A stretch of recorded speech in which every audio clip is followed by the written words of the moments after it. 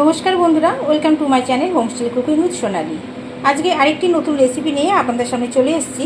আজকে আমি আপনাদেরকে করে দেখাবো চিলি পনির। তো চিলি পনির অনেকেই করতে জানেন, তো আমি কিভাবে করি সেটাই কিন্তু আজকে তুলে ধরছি। তো তার জন্য যা যা উপকরণ লাগবে সেগুলো আগে দেখিয়ে দিই। এখানে দেখুন এক প্যাকেট সয়াবিন ভালো করে সেদ্ধ করে নিয়েছি। আর সয়াবিন তো খুব বেশি সেদ্ধ করতে লাগে না, খুব তাড়াতাড়ি নরম হয়ে যায়। তো গরম জলের মধ্যে সামান্য তেল, সাদা তেল আর একটু নুন দিয়ে সয়াবিনগুলোকে সেদ্ধ করে নিয়েছি আর একদম জল ঝরিয়ে নিয়েছি।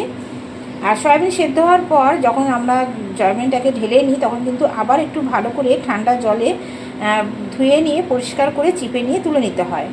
আর এছাড়াও এখানে দেখুন, এখানে নিয়েছি ক্যাপসিকামগুলো এরকম কিউব আকারে কেটে নিয়েছি।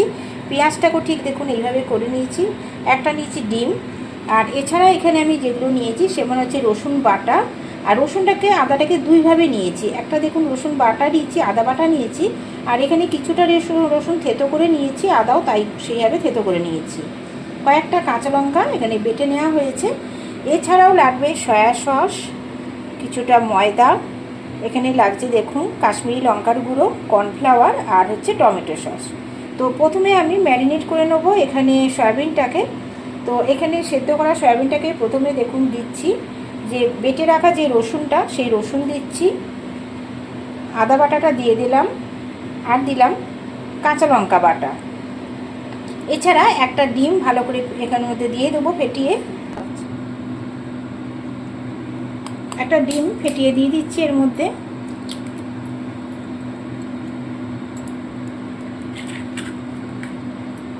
এছাড়া এর মধ্যে দেবো কাশ্মীরি লঙ্কার গুঁড়ো। দেখুন এখানে কাশ্মীরি লঙ্কার গুঁড়ো দিয়ে দিচ্ছি খানিকটা।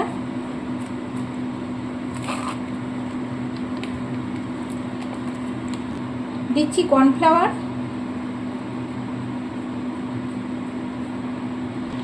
সামান্য দিচ্ছি লবণ। এছাড়া দেখুন দিচ্ছি অল্প পরিমাণে ময়দা আর অল্প দেবো সয়া সস।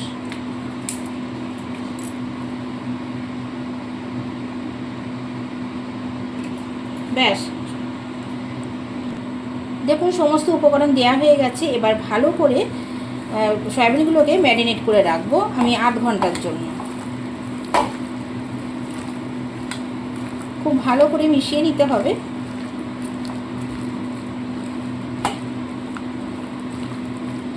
আপনারা যতটা সয়াবিন নেবেন সেইভাবে যদি এর থেকে বেশি পরিমাণে নেন তাহলে কিন্তু ডিমটা আর একটা ডিম নিয়ে নেবেন। তো আমি এখানে খুব বেশি নেই, তো তার জন্য একটা ডিমই কিন্তু ব্যবহার করলাম। ব্যাস, এবার মাখিয়ে আমি 8 ঘন্টার জন্য ম্যারিনেট করে রেখে দিচ্ছি। তো ফিরে এলাম 8 ঘন্টা পর। দেখুন সয়াবিনগুলো ম্যারিনেট করা ছিল। তো এই সয়াবিনগুলোকে এবার আমি ভেজে নেব। এখানে দেখুন গ্যাসে একটা কড়াই বসিয়ে দিয়েছি আর সাদা তেল গরম করতে দিয়ে দিয়েছি। তো এই রান্নাটা কিন্তু সাদা তেলেই হবে। তো এবার এখান থেকে সয়াবিনগুলো নিয়ে দেখুন তেলের মধ্যে দিয়ে একটু ডিপ ফ্রাই করে ভেজে নেব। যেরকম করে আমরা চিলি চিকেন করি ঠিক সেইভাবেই তৈরি করতে হবে। তো তেলটা গরম হয়ে গেছে।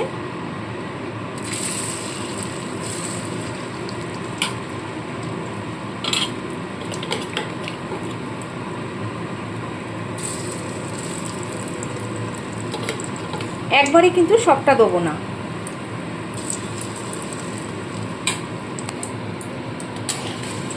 হালকাভাবে নাড়বো যাতে সয়াবিনগুলো ছেড়ে না যায় ঠিকমতো, মানে যে কোটিংগুলো করা রয়েছে সেটা যেন ঠিকমতো থাকে।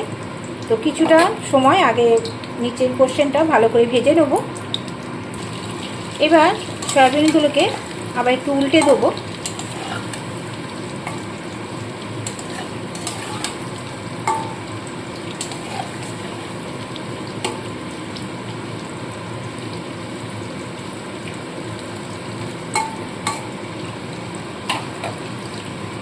তো দেখুন বন্ধুরা, সয়াবিনের পকোড়াগুলো কিন্তু একদম লাল লাল করে ভেজে নিয়েছি।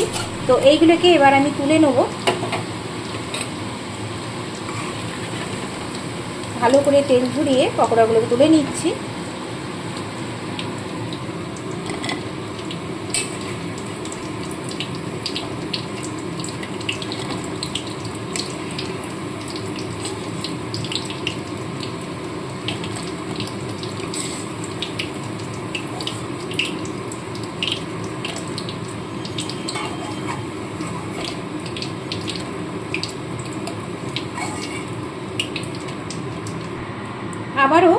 পরবর্তী যে রয়ে গেছে সেগুলো দিয়ে দিচ্ছি এইভাবে তেলের মধ্যে।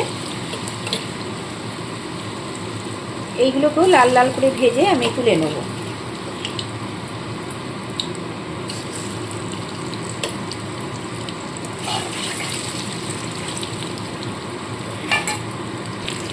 তো বন্ধুরা এখানে দেখুন সেকেন্ডবার সয়াবিনের পকোড়াগুলো ভাজা হয়ে গেছে। তো এইগুলোকেও এবার তুলে নেব।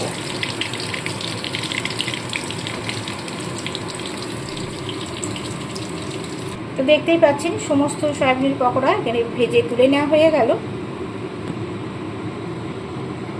এবার এই তেলের মধ্যেই আমি প্রথমে দিয়ে দিচ্ছি আদা বাটা আর দিয়ে দিচ্ছি রসুন বাটা।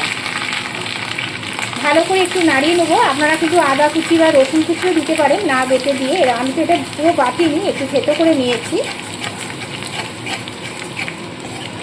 তো আদা রসুনের কুচিটাকে একটু নাড়িয়ে নেব।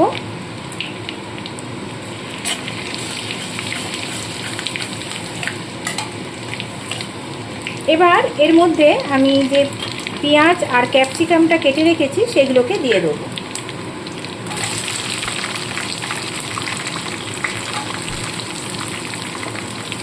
পেঁয়াজ আর ক্যাপসিকামটা কিন্তু খুব বেশি ভাজবো না, হালকাভাবেই ভাজবো।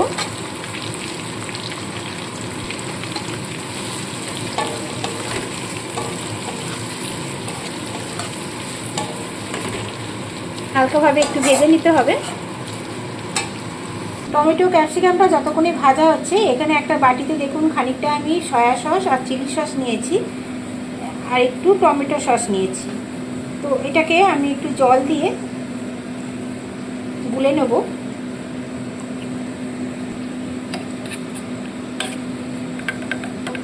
এটাকে আগে রেডি করে রাখছি।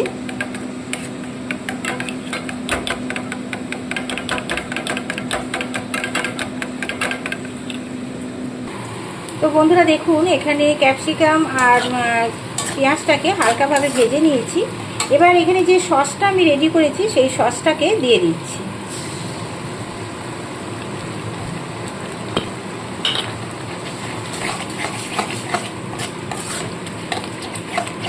বাটিটার মধ্যে আর একটু জল দিয়ে সসটাকে গুলে এর মধ্যে দিয়ে দেবো। দেখুন বাটিটা ভালো করে ধুয়ে নিয়ে যে সসটা লেগে রয়েছে সেটাকে জল দিয়ে দিলাম। এবার ভালো করে নাড়তে থাকবো।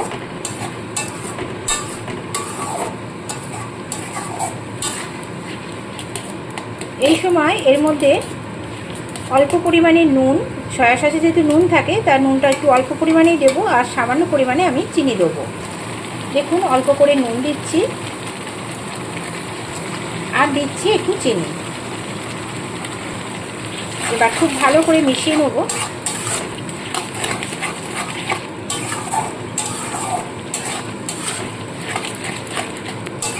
খুবই সুস্বাদু একটি রেসিপি, লুচি পরোটা রুটি সবার সাথে কিন্তু দারুণ লাগে খেতে। আপনারা এইভাবে চিলি সয়াবিন বাড়িতে তৈরি করে নেবেন। অনেক সময় চিকেন হয়তো বাড়িতে আমাদের রইল না, তখন আমরা যদি সয়াবিন থাকে এইভাবে কিন্তু বাচ্চাদের করে দিতে পারি।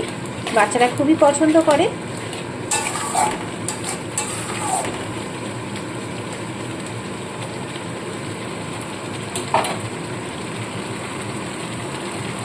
এবারে এর মধ্যে ভেজে রাখা সয়াবিনগুলোকে দিয়ে দেবো।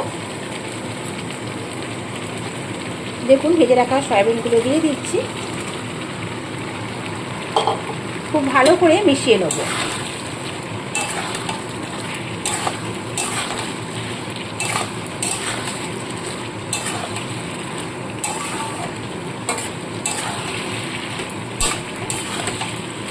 সয়াবিনগুলো আরেকটু নরম হওয়ার জন্য আমি কিন্তু এখানে অল্প পরিমাণে জল দেবো। কারণ যেহেতু রুটি বা লুচি পরোটার সাথে খাওয়া হবে, তো একটু জল দিলে কি হয় একটু মাখো মাখো ব্যাপারটা আসবে। দেখুন অল্প পরিমাণে জল দিচ্ছি।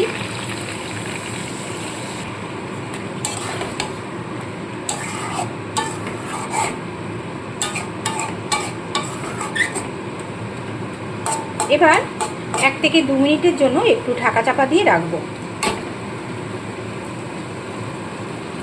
আপনারা এর মধ্যে কিন্তু কাঁচা লঙ্কা কুচিও দিতে পারেন, যে যেরকম ঝাল খান অবশ্যই সেইভাবে দেবেন। তো বন্ধুরা 1 মিনিট আমি ঢাকা চাপা দিয়ে রেখেছিলাম। দেখুন সম্পূর্ণ কিন্তু রেডি হয়ে এসছে। এবার একদম নামানোর সময়, তো এই শেষ সময়ে আমি কিছুটা ধনেপাতা কুচিয়ে এর মধ্যে দিয়ে দিচ্ছি। ধনেপাতা দিলে কিন্তু আরও সুন্দর একটা সেন্ট আসে।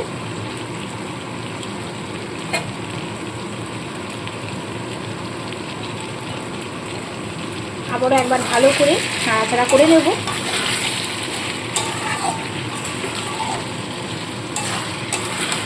কত সুন্দর দেখতে হয়েছে দেখুন, আর খেতেও কিন্তু দারুণ লাগে। আপনারা অবশ্যই বানিয়ে খেয়ে দেখবেন। ব্যাস, এবার আমি গ্যাস অফ করে দিচ্ছি।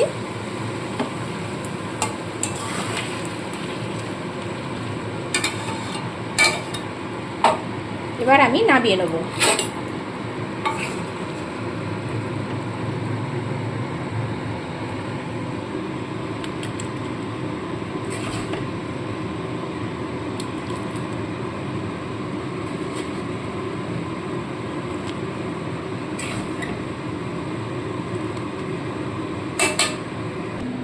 তো বন্ধুরা দেখুন সম্পূর্ণ রেডি। কত সুন্দর কালারটা হয়েছে, দেখতেও কত সুন্দর লাগছে। অবশ্যই আপনারা এইভাবে চিলি সয়াবিন বানিয়ে খেয়ে দেখবেন, কেমন লাগলো অবশ্যই জানাবেন। তো বন্ধুরা, যারা নতুন বন্ধুরা আমার চ্যানেলটিকে দেখছেন এখনও সাবস্ক্রাইব করে নেননি, প্লিজ বন্ধুরা চ্যানেলকে সাবস্ক্রাইব করে পাশে থাকা বেল আইকনটি প্রেস করে দেবেন। তাহলে নতুন নতুন যে রেসিপিগুলো আমি দেবো সেগুলো আপনারা সবার আগে পেয়ে যাবেন। আর পুরনো বন্ধুরা আমার যারা চ্যানেলকে সবসময় দেখেন তারা অবশ্যই একটা লাইক দিয়ে আর সুন্দর কমেন্ট করতে ভুলবেন না বন্ধুরা। তো আজ এই পর্যন্ত, দেখা হচ্ছে আবার নতুন কোনো রেসিপির সাথে। সবাই খুব ভালো থাকবেন, সুস্থ থাকবেন। টাটা বন্ধুরা।